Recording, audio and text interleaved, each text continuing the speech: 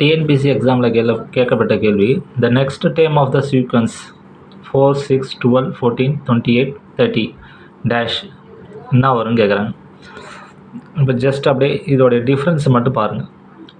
4க்கும் இதுக்கும் 2 வித்தியாசம், இதுக்கும் இதுக்கும் 6, இதுக்கும் இதுக்கும் நம்பர் 2 வித்தியாசம், 14க்கும் 28க்கும் 14 வித்தியாசம், 28க்கும் 30க்கும் 2 வித்தியாசம். அப்போ இதில் எப்படி வித்தியாசம் ஆகுதுன்னு பாருங்கள். இதுக்கும் இதுக்கும் 2 ஆகுது, ஆனால் இதுக்கும் இதுக்கும் 6 ஆகுது. 12க்கும் 14க்கும் 2 ஆகுது, ஆனால் 14க்கும் 28க்கும் 14 ஆகுது. 28க்கும் 30க்கும் 2 ஆகுது. அப்போ இது எப்படி கண்டுபிடிக்கிறதுன்னு பாருங்கள். 4 + 2 6 ஆகுது. ஓகேங்களா? அப்போ இங்கே ப்ளஸ் 6 × 2 12 வருதுங்களா? 6 × 2 12.